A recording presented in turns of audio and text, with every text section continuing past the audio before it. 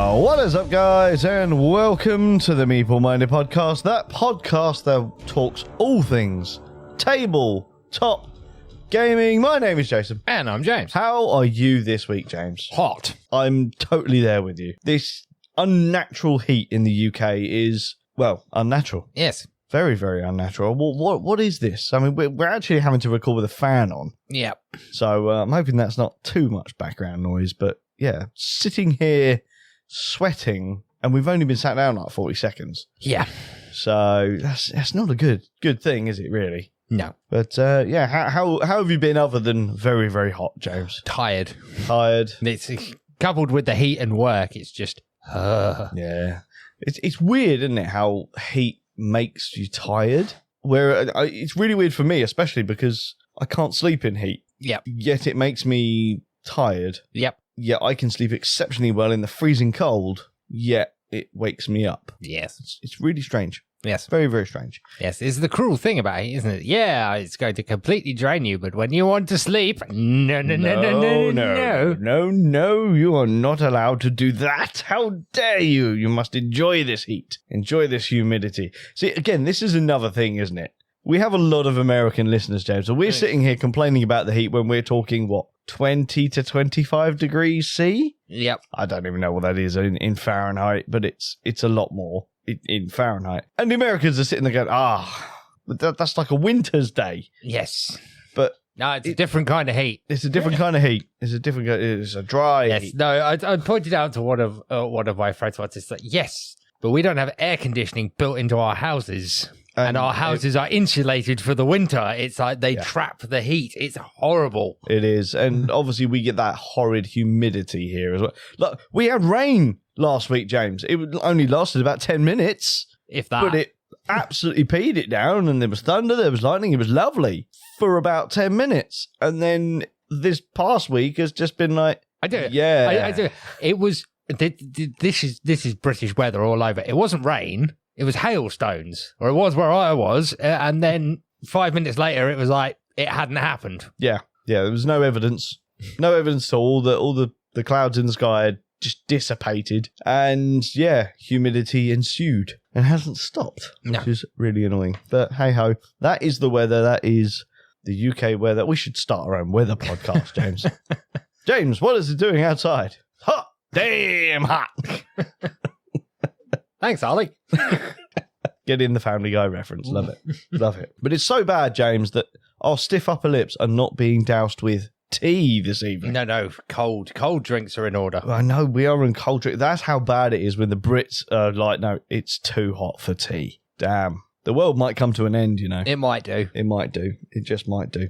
But obviously we both do quite manual work in vans, which ultimately are glass houses, aren't they, really? So you could probably grow like vegetables and stuff in the cabs of our van, because there's just that much sun that comes in is magnified. I'm tempted to put like a lemon tree in there and see how well it does. Oh yeah, I mean I've got some tomato vines growing in there now. It's lovely. Oh, lovely.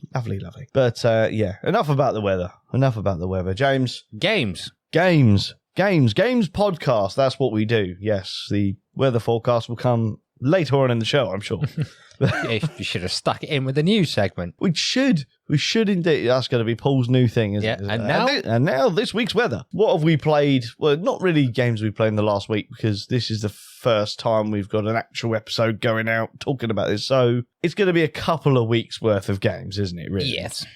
Which is going to include some games that we were playing at Expo. I've had a couple of game nights since, so I've got a few extras that I can stick in there as well. But James, can you remember any games that you've played in the past 2 weeks, 3 weeks? Well, we did a bit of Die of the Dead.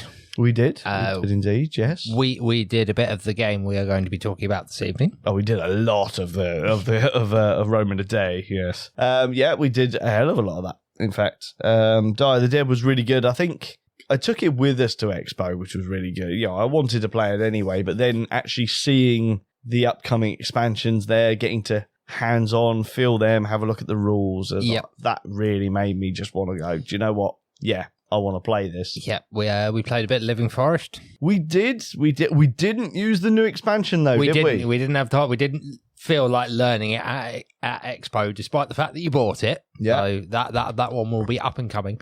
I would like to say, I think I was quite on fire at Expo. I won quite a lot of those games. You did. And I think it makes up for, the past year of not winning all that much. Yeah. Because you won pretty much every game we played there. So evidently, Expo is good for your surroundings. Yes. Because I was in the zone. You were in the zone, definitely, which I guess is good. It means you were having a good time. But yeah, to actually talk about Die of the Dead one final time there as well at Expo, it was the only game that we played that actually had random people coming up to the table and going, "Oh my God, what's that?" Which I think really backs up what we were talking about when we did the episode on it. Yeah. Saying how eye-catching that game really is. Was that something that actually surprised you? Like, to see it in person? It did and it didn't, because it doesn't surprise me because it is such an eye-catcher. But because it's not a new game, I would have figured that a lot of people would have gone, "Oh, I know what that is." Yeah, exactly. I think that's what surprised me about it. Nice. Well, like I said, I've been to a couple of game nights with our good friend Anthony recently. Now, something we've both played with him is another game that I played for the second time the other evening, which was Ra. Now, we played this a couple of weeks ago, I think it was. Yep. With Anthony. How did you find Ra? Did you enjoy that? I did. You won. I did win. you did win, which was insulting. However, I came dead last in that one. I did awful in that game. However, I corrected that little deficiency in my my BG Stats app, and when I played it the other night, I won considerably, which was excellent. Which was good. You have actually reminded me of another game we played with Sir Anthony, and that was Champions of Midgard. Yes, indeed. We both played that for the first time. How did you find that one? I won. You did, so obviously that means you enjoyed it. Yeah. I mean, I did. I very much. I will say I have some comments. Yes. And despite the fact that I won it, I will go straight out there and say the character that I was playing is broken as sin. Yes. Yes. You just started to run away with that, like, in the first turn. Just out of all the abilities those characters had, I looked at that. I didn't even see the ability before I picked it, but once we'd had a couple of turns, I was like, yeah, this is broken. Yeah. I mean, it is broken because it was the one that allowed you to just get, like, use the trading dock for free. That was it, yeah, something like that. It was crazy good. But at the same time, it does rather shepherd you into using one of your very limited workers to place onto that trading dock. But it's the fact that all the stuff that's coming out of it, it's still worthwhile because I'd have to use 2 to get the same result from the other stations. Yeah. And it wasn't until sort of the 3rd or 4th round that you and Anthony started going, hang on a minute, we go before him. We should probably block that space off so he can't do that. Yeah. I think we only did it once in the entire game, and I think that was me. And that was mainly because I'm not going to win this. It's time to be the kingmaker. And you're not doing that anymore. Thank you very much. Yeah, the ship had sailed by that point, my friend. It had long sailed by that point. It was halfway across the Atlantic. Yeah, it was just sort of like, despite the fact that it got me the victory, it's like, yeah, this is broken.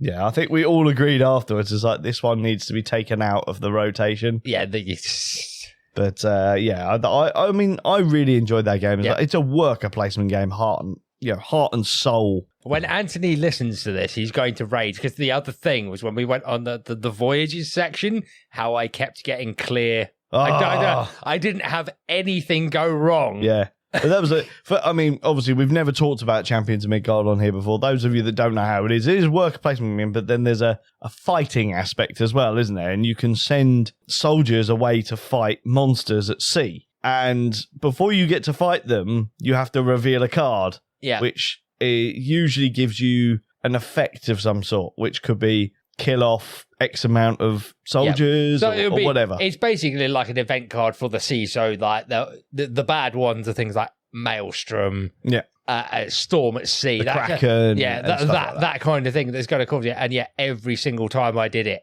clear waters, nothing happens. Yeah. And I believe almost every time that Anthony did it was all clear. Yeah. And then I only ever went to sea once. And I made you draw my card and it came up all clear again. I drew him one as well that was all clear. Because he said to you to draw him one first and you drew him a bad one. Yeah. And then he went, you've had nothing but clear water. You draw me one. Oh, for God.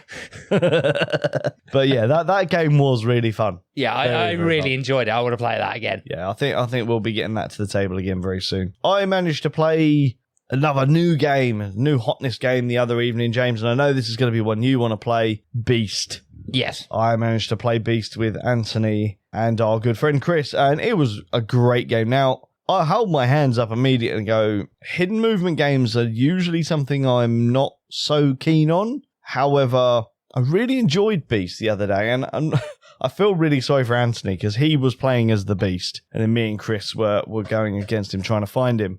And poor Anthony realised that I am actually quite good at tracking. Pretty much any time I would be sitting there, I've been mathing it out, and I never ever, I think I searched one place that he wasn't. But the rest of the game, every time I did a search action, boom, he was there. And I was like, yep. Because obviously, as soon as he moves after being revealed, he goes back into hiding and you have to track him down again, stuff like that. I really enjoy Beast. I do want to play it a bit more. I do think you should play it. It's a very good game. I would be interested to see what it's like playing it from the other side of the boards. I actually play as the Beast. But yeah, Beast, I think it's got a lot of potential. I think it's going to be a game we'll play soon. And I think it's possibly a game that we might want to talk about on here. Excellent. So, yes. And the only other game I think I'm going to mention at this point is I got to play Seven Wonders Architects. Now, I've never played Seven Wonders. I've never played Seven Wonders. Sorry, that's a lie. Played Seven Wonders once. I've never played Seven Wonders Duel, but Seven Wonders Architects was kind of another quick fillery type game for us the other evening, and I thoroughly enjoyed it. It was fairly simple. I quite like the competitive aspect of it. And that there is an element of, I can potentially block my person to my right or to my left from doing what they want to do by taking the card that I think they want. But yeah, it's kind of cool having 3 different places where you can pick cards up from in order to try and build up your statue or whatever building it is you're trying to make. Again, another game I think you might like, James, especially the take that element of it. Cool. So, yeah. But they are the games that we played last week. We did not talk about a game this time last year, so we can skip that bit, James, and jump straight into our key feature for this week, which is, of course, Rome in a Day. Are you ready? I am. Let's go. Okie dokie, guys. So, Rome in a Day is a simultaneous I-split you-choose style game published by Alley Cat Games in 2023. The game is designed for 2 to 5 players aged 8 and up with an estimated playtime of 15 to 30 minutes. And at the time of recording, the game is just starting to make its way to retail and can be picked up anywhere between £20 and £25.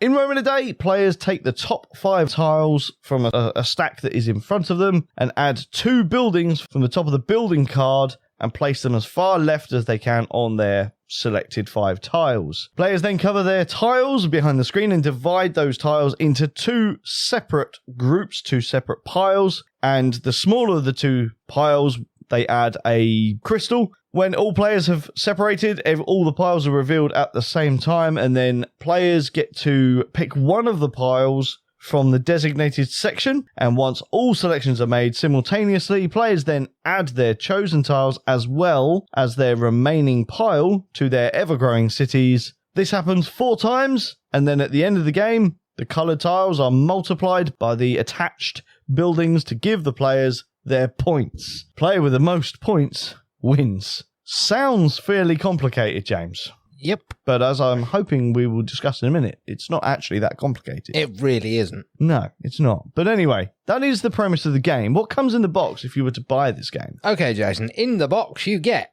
100 land tiles, 40 building meeples, 10 choice cards, 5 building cards, 20 gems, 5 double-sided reminder tiles, a score pad, and 5 screens. Yeah, so they are gems. They're not crystals, right? No, they are gems. It even says gems in the book. Excellent. Rulebook.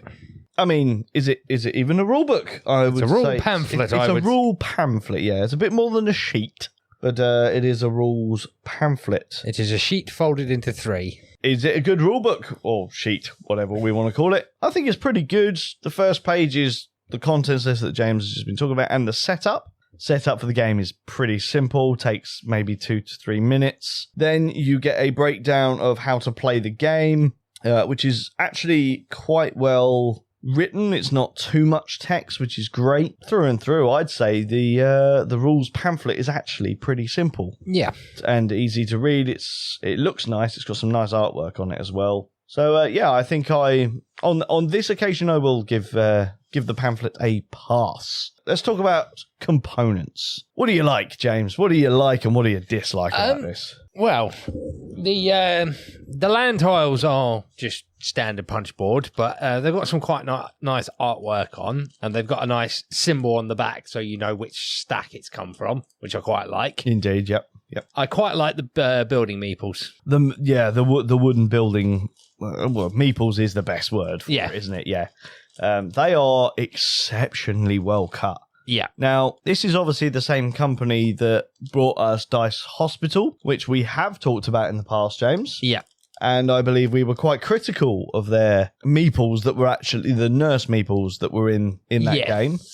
They were.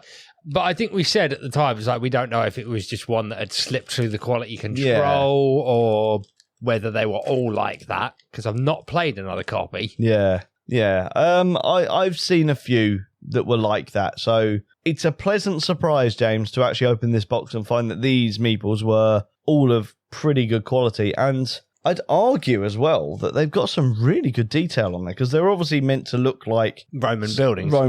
You can tell what they are. You know, the Colosseums, for example, the window cutouts are tiny. Yeah. Yet they're all cut perfectly. I've not found a single one that I dislike. You've got the windmills, which are cut perfectly. I would say that the green and the purple buildings are the ones that don't really resemble anything. I can maybe the green one because you need it, but the purple one, when it's combined with its tile, you know what it is. It's the purple one is a vineyard. Yes, yeah. And the green one is an olive press. Yeah. Is what it's supposed to be. I mean, I guess I don't really know what those buildings look like in real life anyway. Neither do I, but I read the rule book. And you can basically tell what they are when they're coupled with the tiles they're supposed to be on. Yeah. And obviously everything's color-coded as well, so that helps as well. Deep down, the meeples are the standout. Yeah. I would say I quite like the gems. It's nice that you've got a nice 3D blue gem as opposed to like a token, or something like that. But are they a sapphire? Is that the color? Yeah, I think they all like a baby blue sapphire-y type deal. I think I like them. Yeah, the score pad's nice and functional. Yep, double-sided as well, so you get a couple of games out of per sheet. Yeah, nothing particularly standoutish, but I also would say I don't think there's anything bad. Yeah. I'd agree with that. I'm going to bring up one thing. I think everyone's probably guessed what I'm going to bring up. No box insert. There was a box insert. Typical Alley Cat Games box insert. Tiny bit of cardboard at each end of the box. Once everything's punched out, it's ultimately pointless. So everything right now is in baggies. Not sure how I'm going to rectify this one. This might have to be a custom-made insert from me at some point. But, doesn't matter too much because I've separated it into individual players, so it works quite well. I would say this is not a con for this, but for a space thing, this game could easily fit in a smaller box if it wasn't for the screens that you have to have in the game. That's what's made this box as big as it needs to be, because obviously it needs to accommodate those large screens that people are able to separate their tiles at. So not a con, but if you wanted to keep her in a smaller space, you could easily do so. It would just mean keeping those screens out separate. Should we talk about gameplay, James? Let's talk about gameplay. Let's talk about gameplay. What do you like? I like the choosing behind the screen. The I split, you choose mechanic. Yeah. Which is what this game is at its core, isn't it, really? Which, is both really fun and really frustrating because every single time we've played this, I'm just looking at these and going, I don't want to give either of these to you. Indeed. But that satisfying thing when you can remember. I like the fact that it gives you that time during the setup of the round to actually observe the other player and their city, and then as soon as the screen goes up, you are just a bit like, oh, what did they have? What did they have? What did they need? Yeah. But I like that little evil smile that creeps across your face when you go, oh yeah, this is going to be a tough one. And that's the thing, because if it's tough for you to give it away, it's more than likely tough for them to have to choose. Yeah. Because you kind of want to have more tiles, because more tiles is going to be more points ultimately. Yeah, but if you then, and the buildings, the way the buildings have come on and off, and it's like, you really need that multiplier, so I'm going to make you pay for it. Yeah, exactly. And that's the thing, is like you will always try and separate a coloured building from that coloured tile if you can. It's a bit, it's a lot more tactical, because I think this is the first I split you choose mechanic game that I've actually played. I believe so, yes. I also like the tactical level of, well, actually, I really need this one, and I don't want you to take it. So I've made this pile really attractive. Indeed. So it's like, you could hate draft me and take that one because but look at what you're turning down. Exactly.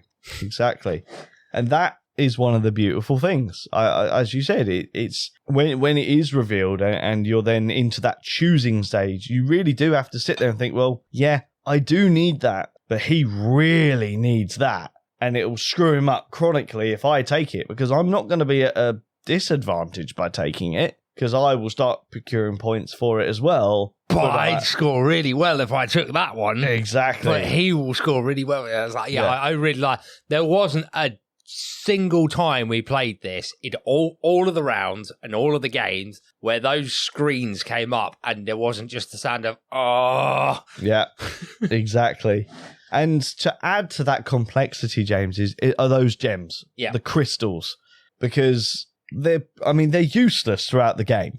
But they're worth points at the end of the game. They're worth points at the end of the game. And the more you have, the more they're worth. To the point that if you take the smallest pile every single time, because there'll always be a smaller pile, you have to add a crystal to that pile. If you take the smallest pile and people aren't taking your smallest pile, you're getting a ridiculous amount of crystals. Yeah. And even if you've got like the world's worst Rome city, you're rich. You're rich, you know, and you could win the game on crystals. Just on crystals. But at the same token, you could win the game by just on a city, you know, providing you've managed to get everything you needed and, you know, placed it in a certain way. Yeah, I mean, my personal strategy was always to try and go for the multipliers and not the crystals. Yeah. But yeah, it's that there's quite a few times where it looks like someone's running away with it, but the person with the crystals has really closed that gap. Yeah, and then in certain circumstances, just pipped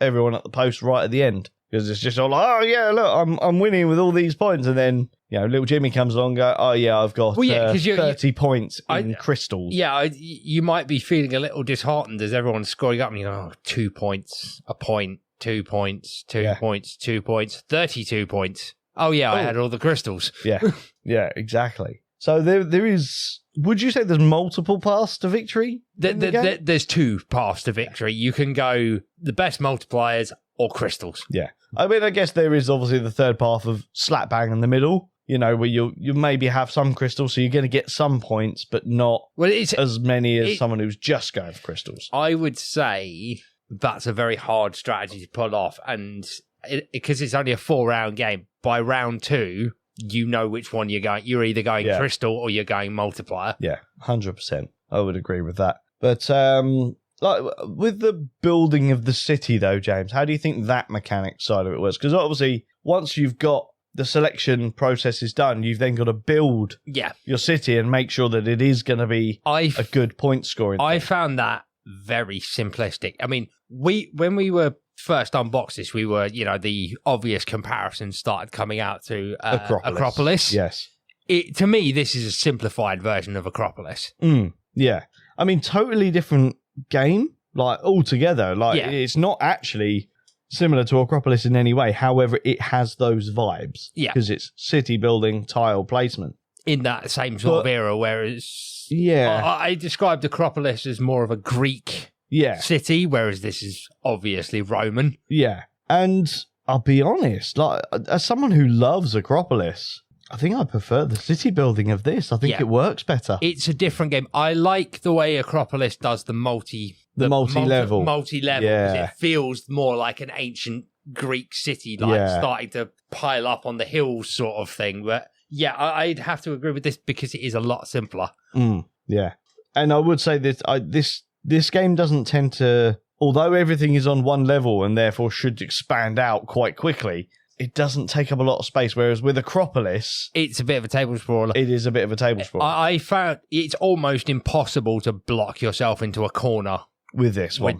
Whereas it's very easy to break the chains in Acropolis. Whereas it's almost, I did it in one of my games where I sort of blocked myself off, and even a 4-round game, I'd still managed to loop round the blocker to reconnect it. Yeah, exactly. How the drafting works in this one, James. Once you've done the split, and you're then having to choose which ones you want. Now, we played this a multitude of different ways. We played it by the rules. We played it by a couple of house rules. The basic principle of it is you're taking from your right or you're taking from your left.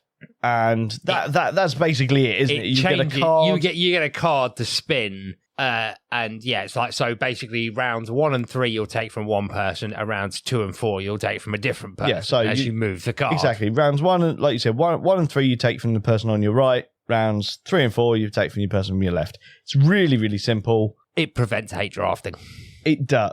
I mean, to a degree it does. However, I know you might not have thought of it this way, but obviously you know what I'm like. I switch on to what's this game like for everyone. How do you think that would work if you were playing with very experienced gamers versus noob gamers or new to the genre gamers? I think it would take the newbies longer to remember that they've got to switch to the other board. Yeah. But I also feel that if you were an experienced gamer playing with less experienced gamers, you're going to benefit out of it substantially, because less experienced gamers maybe won't know what the most opportune way to make the split is. So they might put, a red Colosseum with a red tile as like, well, that's automatically a really good choice for me. Yeah. Or they won't want to split it, or they'll think, oh no, well, I want all 4 of these tiles, so I'll do a 4-1 split or a 5-0 split, which you're allowed to do. Yeah. The downside of that is, well, you're either giving all of your tiles away. Yeah. Well, I had to, when we played at Expo, didn't I? It's like when I think it was Mark. Mark, wasn't it? Yeah. Yeah, and I think it took him a while to get the hang of the split, because he kept doing those 4-1 splits, and it's just like... It's a very, very rare occasion where taking 4 tiles doesn't benefit you or isn't the most beneficial. Yeah. It's like, well, unless you're going for the crystal victory. Yeah. Because, I mean, if you're doing a 4-1 split, you're guaranteed at least one building, because there's always two buildings. And if that building and those tiles are really useless to you, the other one is you're still getting a building and a tile and a gem. Yeah. Of which they're going to be worth a lot of points. Thing is, I still say there is really no benefit to not taking the tiles, because it's like, unless it's the last round and you've literally got nothing to do with them, it's like, well, I'm picking up 4 tiles in a building here. I'll be able to build on one of those in the next round. Yeah, exactly. So what sort of weight do you personally view this game? Because I was trying to think of this earlier when I was writing my notes for it, and I don't think this game is going to be a particularly great gateway game.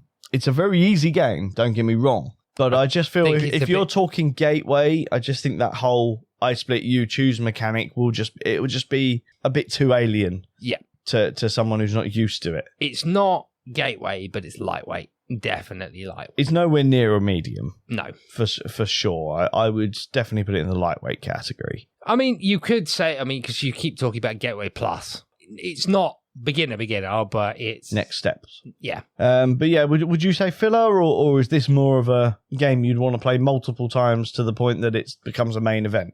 I mean, that's how we played it at Expo, to be fair. I would definitely say this is now a warm-up game. Yeah.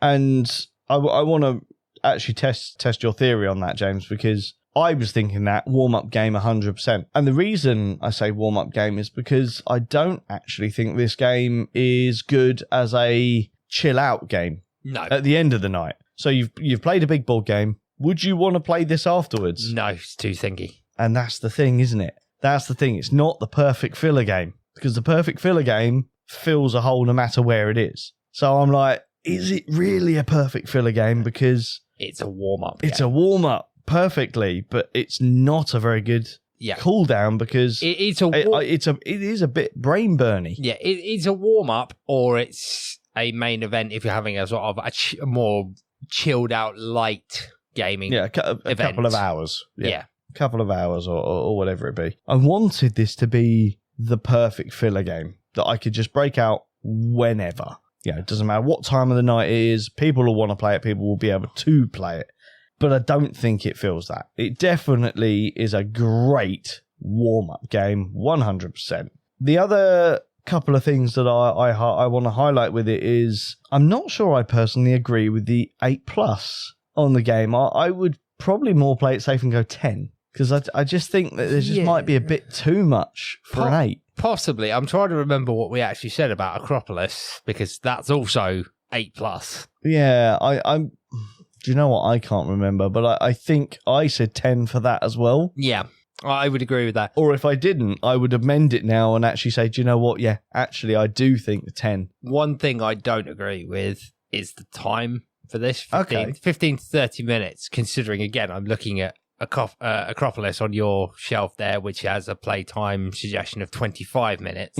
This does not take half an hour. No, but even with the decision, I do agree with you, but I also think that 15 minutes is too short. 20 minutes. So actually, 15 to 30 minutes, I can't actually fault it because it is somewhere in that thing. However, when we play a 2-player game, James, definitely that 15-minute mark. Yes. 4 players. Well, we've not played this game at 5 players yet. No. We did a maximum of 4 players, and that was about 25 minutes. So maybe at 5 players. Yeah, possibly. Maybe we're talking the 30 minutes. But it's definitely 15 to 30, in my opinion. Staying power of this game. Do you think the game has a lot of replayability? I actually think it does. Yeah? Okay. Would you care to explain?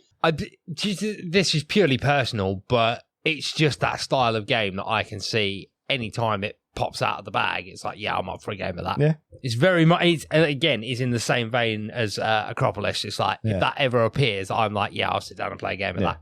Okay. Now, this sounds like I'm leading up to me saying that I disagree with you on that. And the truth is I don't. I do think this game has staying power. It's definitely a game that right now, if anyone says, do you want to play it? Hell yeah. Count me in, give me a space. The question I ask myself, though, is, am I going to feel that way in a year's time? Am I going to feel it in a year's time? Am I going to feel that way in 2 years? Am I going to feel it in 5 years' time? Do I think it has staying power forever? I'll be honest, no. I don't. I do, because, again, it's one of those games where I'm not champing at the bit to play it. I'm not like, let's play Rome in a day. Let's play Rome in a day. I'm the same with Acropolis. I'm not sitting here going, oh, Jason, you need to bring that to the next gaming event. But if it ever appears, it's like, yes. Yeah. And I think I'll always feel that way about these 2 games. Okay. I mean, that is technically a good thing because, games don't have to be something that you want to just play all the time. Yeah. You don't or have to always want to say, oh, bring that. Sometimes games are perfect when they come out of the box, you go, oh, yes. Yeah, I'd forgotten about that. Or, when like you do it quite a lot on our Wednesday night sessions here, when we're looking at your Kallax and you go, pick a game, and you're just scanning along and you go, oh, that. Yeah. Because you've just spotted the box. Yeah, and that's, I guess, a sign of a good game, when it has that kind of staying power. So, does it have the replayability? I think the actual replayability of the game is a bit low. But I'm now trying to look at these things as like having, what's the replay value? What's the staying power? Because I never viewed them as 2 separate things. But, recently, Yeah. I have been. Now that I've been thinning the collection down, that is something that's now coming into my decisions. Yeah, I think it's the mark of a filler game, really, isn't it? They're not games that if you play them and play them and play them and play them and play them and play them, you're going to burn yourself out on them, and then 100%. they won't have staying power. Yeah. We haven't played Acropolis in a good long while. No, we haven't. And I've noticed I've been looking at it about 5 times while we've been recording this, going, we haven't played that for a while. Playing that, yeah. Guess And what we that's might be playing after this then? They have the mark of a good filler game is they have that, like you said, persistent staying power that when they catch your eye, you're just like, you know what? Yeah, I'm in the mood for that. Yeah. Yeah. No, that's exactly the way I view staying power and the whole replayability. So yeah, I think replayability is a bit minimal, but you shouldn't be playing this so frequently that, you would need that much replayability to it. There is a few elements of, shuffling and dealing out random build cards, for example. So you don't know what buildings you're going to get at the start of every game. Your tiles, you don't know what order they're going to come out because they're shuffled and placed upside down. You don't know what other people are going to take. Every game does have lots of bits in it to make it random. Yeah. But then you get that lovely mix of strategy and thinkiness once you've done the randomness and you know what you've got. Right, now I need to get the cogs whirring and figure out what's best for my city. Now, the city, James, is going to be my final thought. Not final thought, but my final input on the gameplay, and that is the theme. I don't feel it. Really? I don't feel the theme. I just, what about this is Rome? That's what I'm like. I just do not feel like it's a Rome. Yeah, but you're city. not really a history person, Jason. This is very true. Because I do feel the theme in this. Okay, well, please explain the theme to me, James. The fact it's just olive groves and wineries and Colosseum, the Colosseums, it does scream Rome. Okay. All right. In terms of building a city, it's like the only thing that's missing is a little Roman soldier meeple to complete it. Oh, well, there we go. That's why I don't feel it. Yeah. There's no Roman soldiers. I can identify the Colosseum, obviously. Yeah. I can see that. I can see the windmills and stuff like that. I mean, that could easily be the Netherlands as far as I'm concerned. That's what I mean when I say I don't feel it. And I believe I said the same thing about Acropolis. Yeah. That I didn't feel the theme. I got the connections with Acropolis. I get the connections with Rome in a Day. Acropolis is a little different though. I mean, I do get it because Acropolis doesn't have it's meant to be sort of ancient Greek-y. Yeah. But it doesn't specifically say it is, whereas this has got Rome in the title. Yeah. So I do get that. But it's that whole imagery of wine and olives and combined with the Colosseum building. It's like, yeah, I can see where you're going with this. I'm just not sure on first off, not sure on the name. Yeah, Rome in a Day. It's obviously meant to be a play on the whole Rome wasn't built in a day. Rome wasn't built in a day thing, which is funny. All right, I'll go for that. I'll go for it. But yeah, it's one of them games that I feel like the theme is not integral to it. I've enjoyed it. It's not put me off, but I don't feel I'm invested in the theme. Obviously, you're more of a history guy than I am, and you can see it a bit better than I can. So again, maybe that's on me rather than the game. But not everyone's a historian, and if a game is going to try and sell you a theme, it should be selling it to the people that aren't already invested in it. Yeah. Which is hypocritical of me. I'm the first to admit that. But it didn't sell it to me. That's all I say. It's not a negative, but it's also not a positive. It's just kind of an indifferent observation, shall we say, of the game. But do you have anything else about the gameplay that you want to talk about, James? No, I think we've covered pretty much everything, mate. Cool. So what are your final thoughts on Rome in a Day by Alley Cat Games? Definitely a very fun little city building game that I would definitely recommend anyone try. Yeah. Worthy of the money? I would say yes. Yeah. I mean, that's a miracle, isn't it? James not saying that it should be different. I think it's quite interesting that you actually say that. And I think the reason my mindset has kind of shifted a little bit on price point and whether it's worth it or not is actually being able to speak to some of the game developers that we have got to know and hearing it from their side about how much it's like, hang on a minute, actually, maybe this is, not just looking at it directly from the consumer's point of view. Yeah, I think maybe a revisit to one of our topicals is going to be happening now, James. Might even have to name it James's apology to the industry. To some of the industry. To some of the industry, yeah. There's still no acceptance of full mini or not, I'm sorry. Yeah.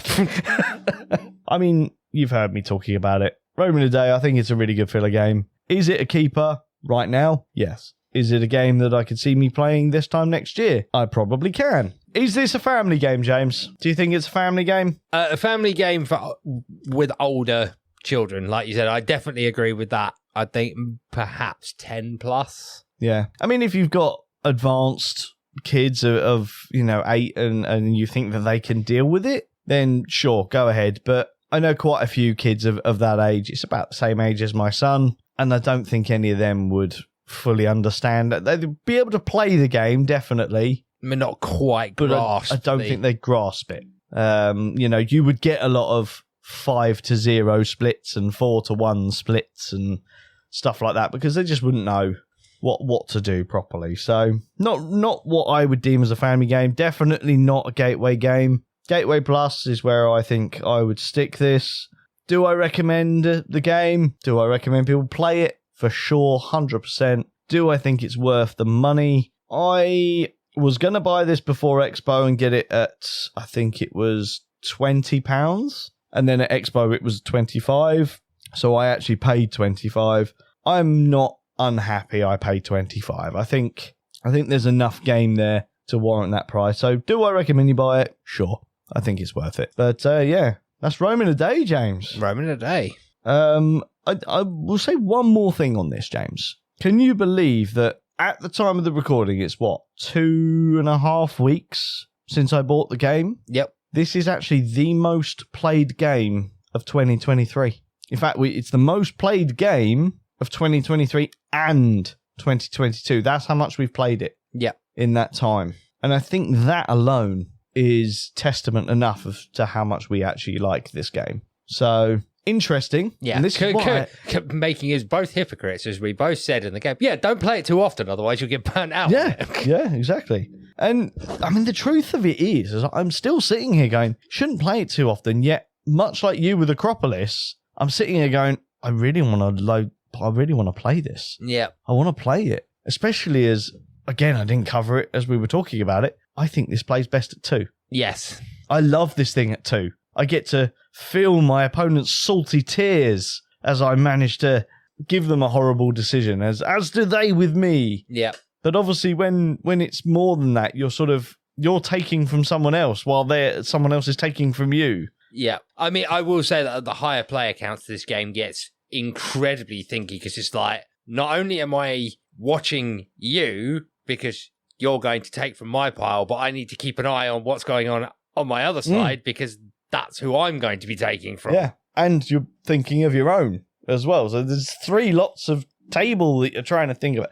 Oh, it's hell. Yeah. It is hell. There's very, very thinking. It's hell. It's fun. You should play it. Hell. In fact, I'm going to add that into my recommendations. If you only ever play games 2-player, this game, 100% worth it. 100%. I can't wait to play this with my missus. Although I get the feeling she won't play me at this game. So we shall see. Anyway, shall we head off, James? Because I feel that we're going to have an argument in a minute over which game is likely to see the table. Of course not. Both.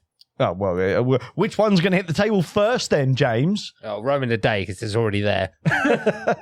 All right, logic. I'll go for that. Till next week, guys. I've been Jason. And I've been James. And you've been listening to the Meeple Minded podcast. Join us next week for more tabletop gaming and news. Goodbye.